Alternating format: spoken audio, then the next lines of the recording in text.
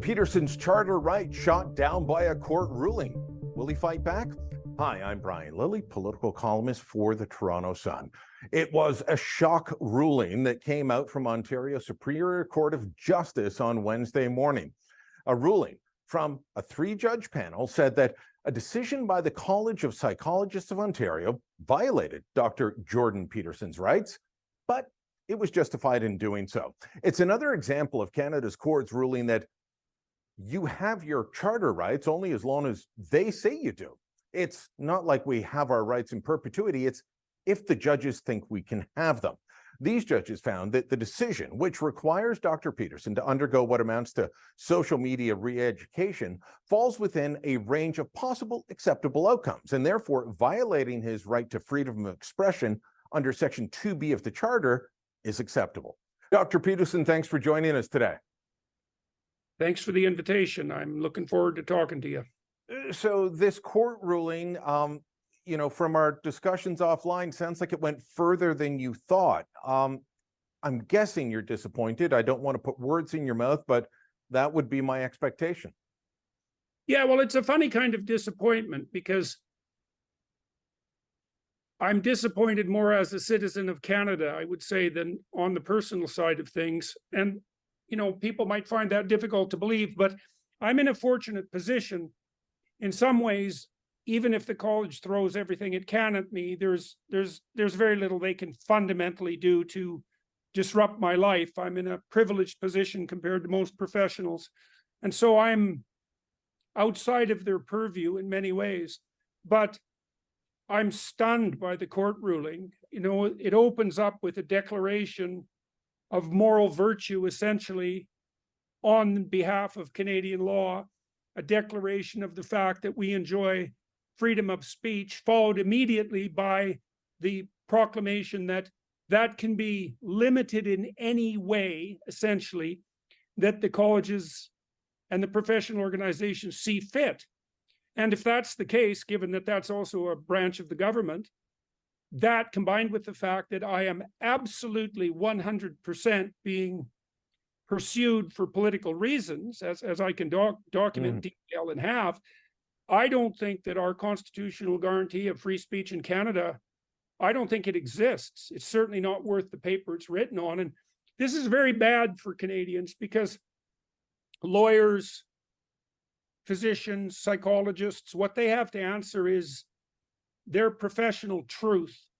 And if we're in a situation where it's now impossible for professionals to say what they actually believe to be true, then their professions are fundamentally invalidated. And that's especially true for therapists, because therapists only have the truth. Now, I've been covering court rulings for decades now, Supreme Court for 20 odd years. What I find interesting about this one is they admitted that your Section 2 charter right to freedom of expression was, violated by this decision, but then said, but maybe it wasn't, but then went through all the steps that they need to go through as a court to show that it was violated, but that violation was justified. It's one of the most bizarre court rulings that I've ever read. They're normally quite blunt and they say, yes, this violates the charter under section what have you, but under section 1, this is why we feel it's okay. They discounted the idea that your rights were violated, but then went through the entire process.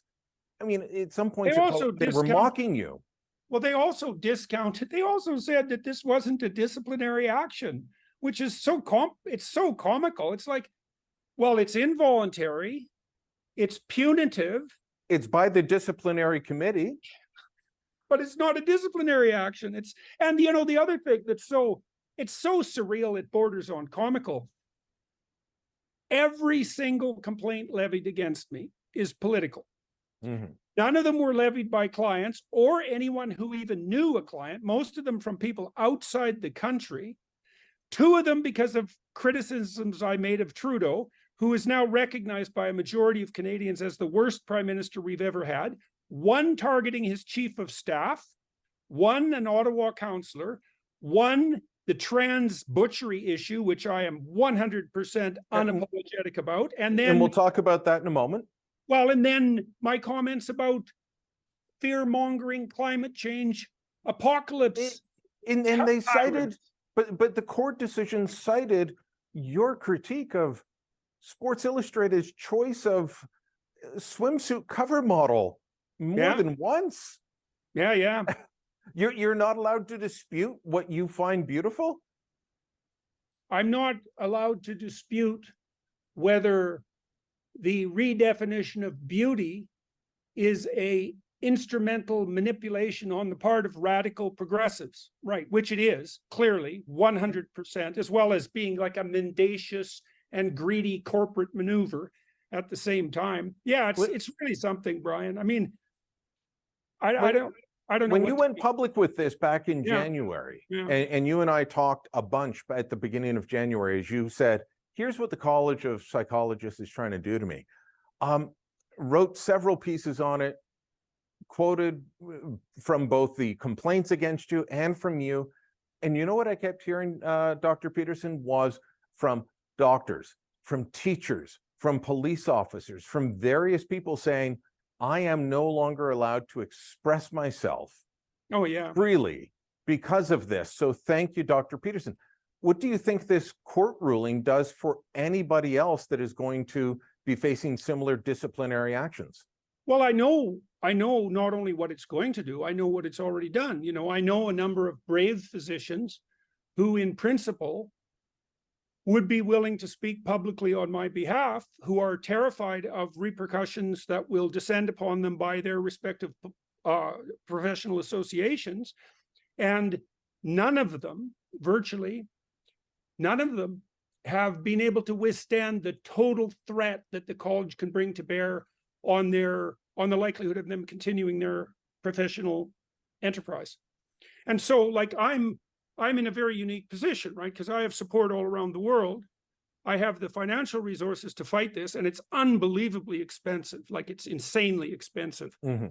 I'm not practicing.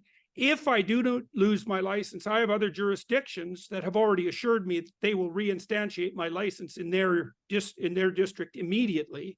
So there's really nothing they can do. Well, you said yourself, you heard from all sorts of regulated professionals that they don't believe that they can speak freely, which means they can't think freely, which means they can't communicate with their clients or patients freely.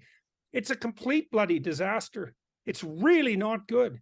And, you know, ordinary Canadians might think, well, that doesn't mean that the ordinary person's free speech is trammeled. It's like, look, if they can stop professionals from speaking, they're going to stop you.